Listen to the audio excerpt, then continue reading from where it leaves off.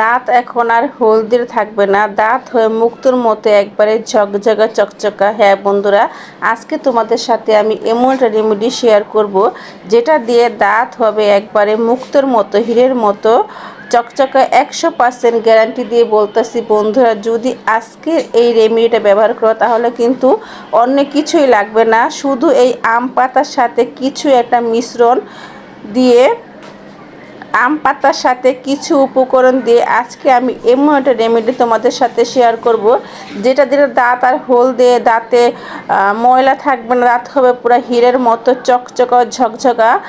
যদি করতে চাও তাহলে কিন্তু অবশ্যই এই ভিডিও দেখতে হবে। তো অবশ্যই একটা লাইক দিয়ে পুরোটা ভিডিও দেখবে, আর অবশ্যই আমার এই চ্যানেলটাকে অবশ্যই সাবস্ক্রাইব করে আমার পাশে থাকবে।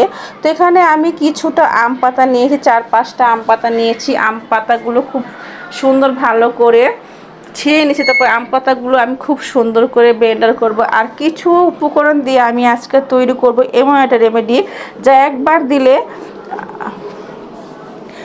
একবার দিলে হলুদ দাঁত একবার আয়নার মতো মুক্তোর মতো চকচকা ধকধক করবে। কি বলবো তোমাদের, এত কার্যকারিতা, 100% কার্যকারিতা এই রেমেডি। তো প্রিয় দর্শক, তোমরা অবশ্যই এই রেমেডি বাসায় ট্রাই করবে, তাহলে দেখবে অনেক উপকার পাবে। এটা কিন্তু দাঁতের গোড়াও মজবুত করে। তো এই দেখো, আমি আম পাতাগুলো খুব সুন্দর করে ব্লেন্ডারে ব্লেন্ড করে নিয়েছি। আর এখানে আমি 2টা দিয়েছি লং। ঘরে থাকা উপকরণ দিয়ে আজকে আমি খুব সহজে তোমাদের একটা রেমেডি শেয়ার করে দেখালাম। তো লং, আম পাতা, তারপরে লেবু রস দিব এখানে। তো লেবু রস দিব এখানে আমি এক কোয়া লেবু রস দিলাম। আর এখানে দিয়ে দিব সরিষার তেল, আর দিয়ে দিব হলুদ। তারপরে খুব সুন্দর একটা রেমেডি তোমাদের জন্য বানালাম। বিশ্বাস করে এই রেমেডি একবার দিলে দাঁতের ব্যথা, দাঁতের পোকা, তারপরে কি বলো, দাঁত পড়া আয়নার মতো মুক্তোর মতো তকতক ঝকঝক করবে। আমার দর্শক, তোমাদের জন্য আমি এই রেমেডি ট্রাই করেছি, অবশ্যই তোমরা একবার বাসায় ট্রাই করবে। আর অবশ্যই কমেন্টে বলবে যে আপু রেমেডিটা কেমন হয়েছে। আমি তোমাদের কাছে রিকোয়েস্ট করলাম এই রেমেডি। তো এই দেখো, এখানে আমি হলুদ, তারপরে 1 কোয়া লেবু, তারপর দিয়ে সরিষার তেল আর লং আর আম পাতা দিয়ে খুব সুন্দর রেমেডি শেয়ার করেছি, যেটা দিলে দাঁতের ব্যথা, দাঁতের ময়লা, দাঁতে হলদে বা পুরো সাদা ঝকঝকে তকতক হবে। আর দাঁতে কিন্তু অনেকের পোকা খায়, তারাও কিন্তু এই রেমেডি ব্যবহার করতে পারো। বিশ্বাস করে এতটা উপকারিতা, এতটা কার্যকারিতা, 100% কাজ করবে। তোমরা শুধু একবার আমার এই রেমেডি ফলো করবে, আমি আশা করি তোমরা অনেক উপকৃত হবে। তোমাদের ভালো লাগলে আমার কাছে অনেক ভালো লাগবে।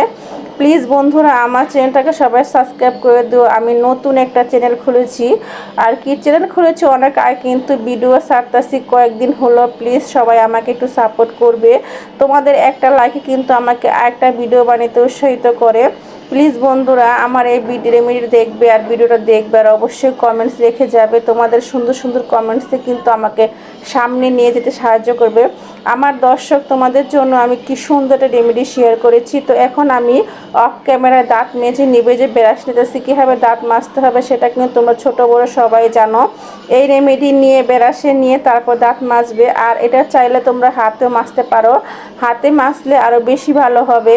তো যাদের দাঁত মনে করো পুকে খাইতেছে, দাঁতে ব্যথা, তারাও এটা ব্যবহার করতে পারবে। আর যাদের দাঁত হলদিটা, তাদের জন্য এটা একটা নতুন টিপস। একবারে দাঁত হবে মুক্ত আয়নার মতো চকচকে ঠকঠকা।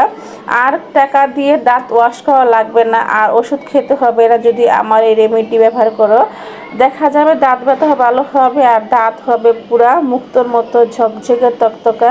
তো কেমন হয়েছে ভিডিওটা অবশ্যই কমেন্টে জানাবা। তো সবাইকে অসংখ্য ধন্যবাদ ভিডিওটা দেখার জন্য। তো সবাই ভালো থেকো, আল্লাহ হাফেজ সবাইকে।